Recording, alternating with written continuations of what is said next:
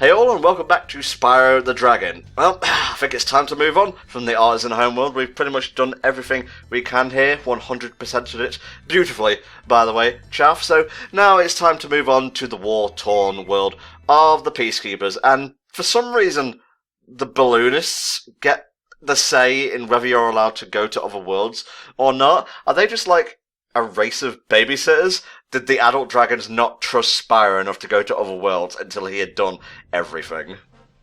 There's just this really bizarre bit of the contract, like the dragon contract, that states, should everything go tits up, the balloonists are in charge. Yeah, like for all we know, they could be Norks beneath those scarves of theirs. But, you know, the dragons know best, I suppose. And speaking of dragons, you'll notice that the Peacekeeper dragons are a lot bulkier than their artisan cousins, and that's one thing I really liked about the first Spyro's art direction, is like, it wasn't just the same type of dragon throughout. No, they matched the world. Like, you've got to be a rugged son of a bitch to survive in this place. Look at all the crushed Ribena lakes, and like cannons and whatnot. It's crazy, this place is a goddamn Vietnam nightmare. The crushed Ribena is particularly brutal.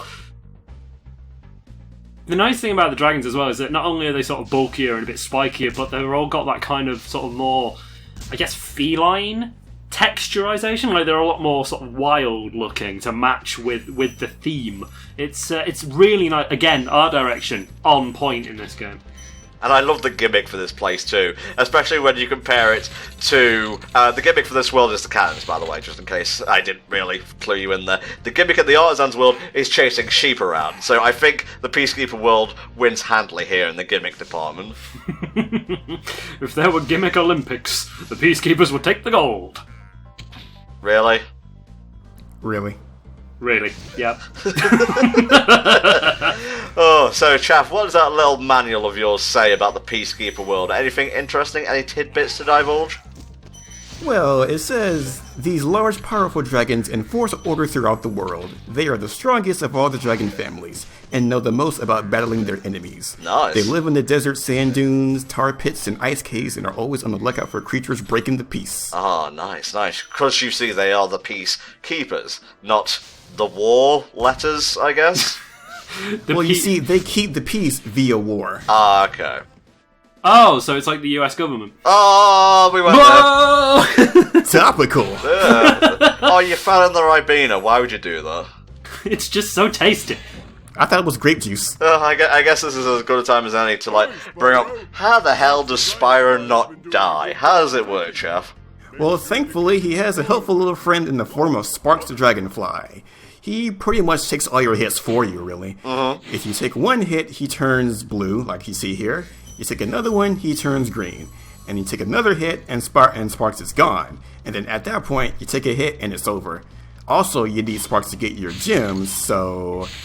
Otherwise, you would have to pick him up normally, otherwise you'd using him as a hitbox. Oh god, and it's so slow to do it Sparksless. It's just a goddamn chore. Or maybe I'm just very lazy, you know.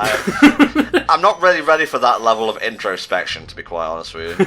Not ready for that level of commitment. But the thing is, as well, is that we're even more spoiled in the later games, because they add, they give Sparks the ability to sniff gems out. Like, the gem radar was God's greatest gift to this earth, quite frankly, in terms of the Spyro universe, because it was just so handy to not have to fish through grass to find a red gem. You could just point Sparks at it and be like, okay, it's over here, thanks, bud. So, not having that feature is kind of painful. Well, how blind are you if you can't find a red gem in grass? I think a green gem would have been harder to track down. Do you know what? The amount of times I've missed things that are right in front of my face in these kind of games. And as we know, Insomniac does like to hide things in plain sight a lot. Keep up the good work, and I know you'll fulfill your destiny. Clancy Brown is getting fucking paid in this game. He is putting in the work. Don't mind me, just going back to... Actually, where are they going? This is your world. I think they get, teleported back to their worlds? Like, their homes? I'm not too sure, actually. That's an excellent question. Insomniac, answer us. Seriously, the fact that they don't address this critical bit of lore. I'm sorry, Insomniac, but I'm going to have to take a full point off. You're now 10 out of 10, whereas before you were 11 out of 10. Oh, what a shame. What a crying shame. My emergent is broken. This game is only slightly perfect now. 10 out of 10 IGN. So is that all, Jeff? Have we 100% of the Peacekeepers? We have 100% of the Peacekeepers hub. Oh, okay. That's an important distinction right there. Okay, first world, dry canyon. Which is a canyon that is not wet. By strict definition, yes. Or it could just have a really dry sense of humour. Yeah, you're on point here more than you ever were in our playthrough, mate. I'll give you that. Wow! Holy shit!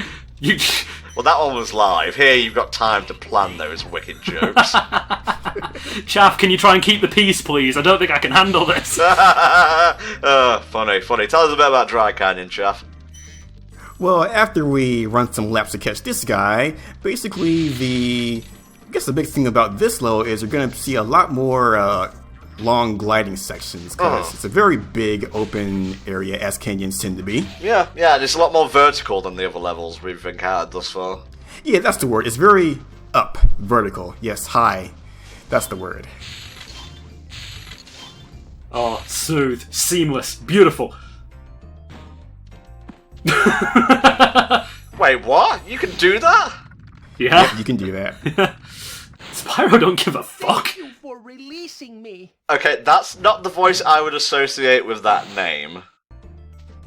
Also, they just reused that same voice clip from a different dragon. Oh, Insomniac, you lazy piece of the shit, 9 out of 10. This is back in the day when they couldn't even loop a background track properly. You get that nice, satisfying fade out, and then it fades in about 3 seconds later when it's loaded off the disc. Yeah, but then again, it is, CD audio, so we've got to be thankful for that. MP3s weren't a thing. It's very high quality audio, too. I love this music. Yeah, Dry Canyon's theme is particularly bitchin'. Like, you're gonna hear a lot of that in this playthrough, probably, because the music, it's very energetic. I love it. Gliders. You are. I must admit as well, the noise that the Norks in this level make when you hit them down is very satisfying. Basically, Spyro the Dragon has good, audio design, is what we're trying to say. All across the board, yes. There are green lights across this switchboard right now. It is magnificent. I forgot how large this level was. Man, the game really does do a friggin' 180 in terms of level sizes when you get to Peacekeepers. And man, that was a rare sight. The mystical 25 purple gem. Very, very few in the world. They are the, closely guarded secret of the dragons, just laying about in the dirt. They don't really care, to be honest. We do. It's just money to them. There's something just satisfying about picking up a purple gem and just seeing your counter just go up like crazy for a few seconds. Well, the very, aspect of collecting is satisfying in Spyro, because there's always something to, collect. Whether it be, those, little silvery pearl-type orbs that I believe, once you get a certain amount, give you an extra life, Jeff. Yep.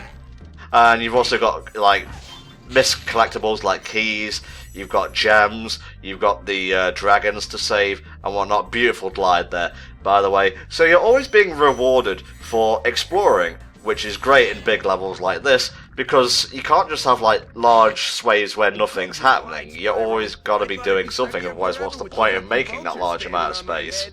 Those birds might look tough, but they're pretty tasty. Yes, everything's got to be on the menu. That's it, boys. We're eating good chicken tonight. Oh, it's a dragon eat dragon world, mate. But they're not even real birds, they're just gems turned into birds. I don't give a fuck. I'm gonna eat that diamond. Tom, don't eat the diamond. Just going back to the whole collectibles thing, the nice thing is as well, you mentioned the silver orbs. I think it's about 20 or something like that you need to get an extra life. It kind of rewards you for, I guess replayability isn't the word, but it rewards you for going back and bothering to take out the enemies you've already done. Because the first time you take out an enemy, obviously you get a gem. But if you go back into a hub world or a level, every enemy you take down will then give you that little orb. And, you can start racking them up quite quickly, and it doesn't take a lot to get an extra life, so you can sort of grind to a point, but it doesn't feel like a chore, because it's all just sort of part of it's just part of going back to places, because the game has a lot of toing and throwing in it anyway, so it's not, it's not too much of a bother, and you get rewarded at the end of it, so win-win. You've known? Oh, back in my day, this was a field, Spyro. Remember Asteroid? Everyone loved Asteroid. Back in my day, the DualShock analog controller was the hypest shit. Oh, Jeff, you're wonderful. I remember when the Sega Amiga came out. Jesus Christ. Bless. He didn't need to be crystallised. He was 2 days from retirement. Poor bastard. Also, let's just talk about this guy for a second, right? What is he doing? Does he really think that swinging a crow around is effective? I think you'll find it's a vulture, actually. Does he think that swinging an avian entity around his head as a club is an effective form of weaponry against a dragon? I think he's just trying to psych you out with it. Yes, it's an intimidation tactic more than anything. It's psychological warfare. Don't get too close to me. I have a bird. I will use it. I think. I love the mini silver Spyros for one-ups. The little sort of ditty you get when you open one of the chests is really nice as well. And the fact that they have eyes. I really like that the chests have little eyes just poking out every now and again. It's, again, incredibly satisfying. Sorry, I don't know why I went to Lloyd Grossman then. It was... Oh, it's beautiful. The tinkle. Really gets me going. I like how Chad's laughing in the background like a 4-year-old. Oh, I'm sorry, is the word tinkle too childish for you? We are a mature commentary group. Video games. Oh, sorry, I'm quite giddy right now, I do apologise. I'm supposed to We be are a playing serious Spyro. commentator, yeah. Oh, is it going to do it? Is it going to do it? Oh, it's majestic. Oh, wow, that is a lot of gems for like the first level in this world. Yeah, they really bumped up the numbers. Like 200 was your max in Artisan, and now I think there's one in Peacekeepers that's 500. Jesus. I think. Yeah, I think it goes as high as either 500 or 600. I think as high as it goes. I think they really turned that difficulty curve up. But at the same time, the game doesn't get any more difficult, so it's very nicely balanced. One thing I will say the first game definitely has over the later games is the fact, and this is a very OCD sort of thing, is when you're collecting gems, the gem count will display how many gems you have in that level. Mm-hmm. It won't show you the overall for the entire game, it shows you the amount you've collected on that level. And when you hit the zenith, nay, the peak of gem collecting, and it says you've gotten them all, you know you've gotten them all, because it flashes on screen. It's just a little nitpick for like the future games, because I always had to like go into menus to find out whether I was like close to the gem total in each level. Yeah, because it used to tell you when you had them all. It gave you that little sort of when you've got everything in a level. But you had no idea how far you were to that goal until the chime went off. So yeah, I mean, you can get to the guidebook with select, but it's still an extra button press, really, when I should just have that information in front of me. Besides Dry Canyon, I'd say this is the most iconic level in the Peacekeepers world, because again, it's very vertical, it's actually really huge, but the main gimmick here is like you can go high in Dry Canyon, you must go high here in fucking Clifftown, because you're not going to be able to get to the other side of like the canyon otherwise. Yeah, this is probably my favorite level in the Peacekeepers world, because I love this, mountainside village, you got the sunset in the distance. It's just, I don't know, it's kind of peaceful in a way, but it's very, I think majestic is the word. No, the word you're looking for is aesthetically pleasing. Uh-huh. Oh, look at these little nooks and oh, you come here, you bastard. Got him. So good. It's just the thing is, because you can always hear the egg thieves from a while out, because you can just hear that, and you're just like, you prick, where are you? Ugh, I hate them so much. Especially one of the ones in the later level that just runs laps around you, and you're just there forever trying to get this little bastard. Wow, you're really racking up the one-ups there, Chef. Yeah, I mean, I do think every level has one of those little collectible lives, and then, also sometimes whenever you defeat enemies in places that you've already been to get those little orbs, sometimes they'll just give you an extra life just out of nowhere, at random. Oh yeah, I forgot about that. Sometimes they will, instead of the orb, just give you a life. It's kind of like the butterflies from 2 and 3. You know, where if you kill 10 fodder in a row, the butterfly comes out as a 1-up butterfly instead. It's good that they've kept that kind of consistency going on. Okay, let's begin the ascent to the top of Cliffdown. Gotta destroy the local inhabitants, get gems, all in a day's work for Spyro. Much pillage was had. I don't know why, the banditos. I just don't know why. Because silver capes, you gotta look flashy for the visitors. Also, why are they cooking gems? What? That can't be a good taste. Well, Local delicacies and all. video games, I think is the answer you're looking for. Also, don't forget to flame the pus to get the gems out, because I remember as a kid I could not figure that out. I think it happened by accident at one point, and I was like, what? You can do that? Oh man, video games. Blowing my mind. Well, this is Ezio for a minute. I did. Side of that river. Why don't you glide there and find out? Oh, okay, fine, yeah, A little bit sinister there, Enzo, Jesus. okay, I'll play the game. Jeez. I'll play by your rules, dragon. Just because you're my senior, you're not my real dad. We saw the exit portal back there, but it's not time to exit just yet. There's plenty of secrets to find. In fact, I can see sparkles off in the distance. I even saw a dragon over there. Check out that crazy shit. Yeah, that's the good thing about this game's draw distance is that even if you can't find something, you might see a twinkle in the distance, and that's how you know where gems are. Oh, it inflames my love of treasure hunting.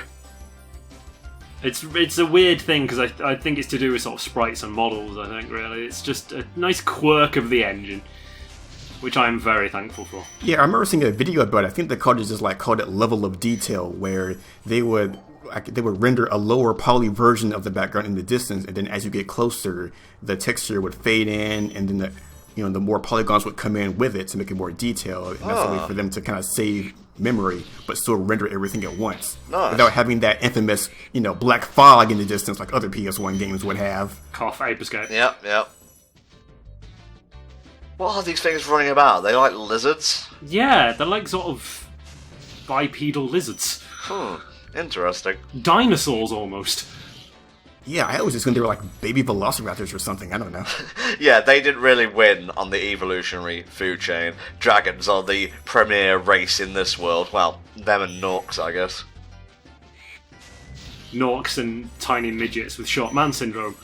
And massive witches. Well, no. Ripto is from Avalar. He has nothing to do with the dragon world. Of course, yes. Which I always found odd, because does that mean there were dragons in Avalar at one point? Get to one I think that was kind of the thing they brought up. Yeah, I think they used to be there, and then they moved into their actual own bit.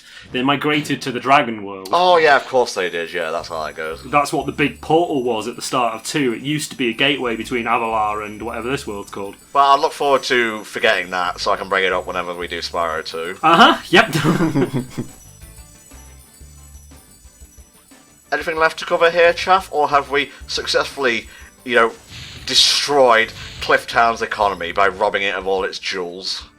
We haven't completely robbed it just yet. First, we've got to overcome some Insomniac-based level designs by going behind the beginning of the level. You motherfuckers! This right here is what I'm talking about whenever I say Insomniac. This level in particular. Cheeky 25, though, rewards you for being extra studious. Two! Don't worry, though, handy crossfade to the rescue. Please say it was an... It was right there the whole time. Jesus. I felt that in my soul, man. I think every Spyro the Dragon fan has felt that in their soul at one point or another. It's cruel. It's just... it's kind of aggravating, but in a good way, because it's like, oh, I'm so close, I can do it, but at the same time, it's just like, where is it? Ugh. Where? It was behind me the whole time. Okay, guys, we'll see you next time for the second half of Peacekeepers.